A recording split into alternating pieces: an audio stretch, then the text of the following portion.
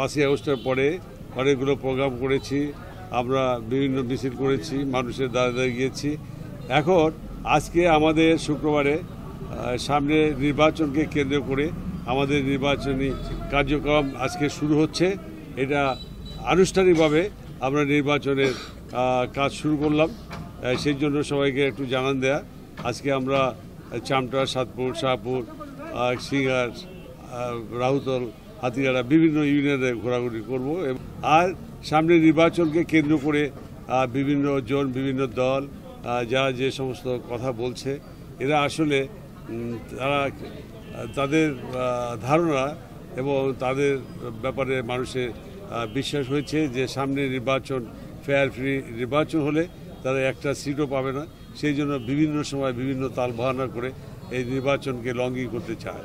কিন্তু এদেশের মানুষ দীর্ঘদিন পরে নির্বাচন করার জন্য সবাই প্রস্তুত হয়ে আছে এবং যে কোনো মূল্যে আপনার এই গভর্নমেন্ট যে শিডিউল দিয়েছে, যে রোডম্যাপ দিয়েছে, ফেব্রুয়ারিতে নির্বাচন হবে, এ ব্যাপারে আমরা ঐক্যবদ্ধ নির্বাচন করার জন্য।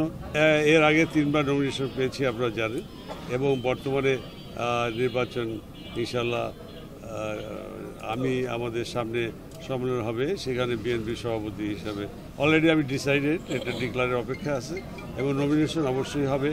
এবং যেহেতু আমি 3বার পেয়েছি, সভাপতি হব, এবং এদেশের জনগণ এবং বিভিন্ন গোয়েন্দা সংস্থার রিপোর্ট, আমাদের দলীয় রিপোর্ট, সব কিছুই আমার পক্ষে আছে এবং নমিনেশন আমরাই পাবো। ওইরকমভাবে একটা গ্রিন সিগন্যাল অলরেডি আমি পেয়েছি। আমাদের যে গ্রেটার ফরিদপুরে সাংগঠনিক টিম আছে, তাদের মাধ্যমে ও জানছে, আমি নিজেও বিভিন্ন স্ট্যান্ডিং কমিটির সাথে সুসম্পর্ক আছে, তাদের মাধ্যমে জানছি যে আগামী নির্বাচনে গোপালগঞ্জ 2 থেকে আমাকে নমিনেশন দেওয়া হবে, সেই জন্য কাজ করার জন্য আমাকে বলছে যে কাজ শুরু করে দেবে। সেই জন্য আজকে আমি গোপালগঞ্জে আসছি, যে জনগণের মাধ্যমে এই শুভ সংবাদটা পৌঁছে দেওয়ার জন্য। আমাদের মধ্যে অনেকে নমিনেশন চাইতেই পারে, এটা কোনো দোষের না। আমি সবাইকে বলি, যাকে নমিনেশন দেওয়া হবে সবাই আমরা তার জন্য কাজ করব। আমাদের প্রধান নির্বাচন কমিশনারও বলছে যে এটা একটা ব্যতিক্রমধর্মী নির্বাচন হবে, আমরা সেটাই বিশ্বাস করতে চাই ও আশা করি সেটাই হবে। এখন ওই গোলমাল করার সুযোগ নাই এবং কেউ গোলমাল করে কোনো লাভ করতে পারবে না। এবং আমরাও জাতির উদ্দেশ্যে, সবাই উদ্দেশ্যে, এখানে লোকজনদের উদ্দেশ্যে বলতে চাই, এবার শান্তিপূর্ণভাবে নির্বাচন হবে। এই নির্বাচনে আপনারা শরীক থাকবেন, ভোট দিবেন, কারণ আপনাদের ভোট স্বাধীনতার পরে গোপালগঞ্জে কেউ দিতে পারে না।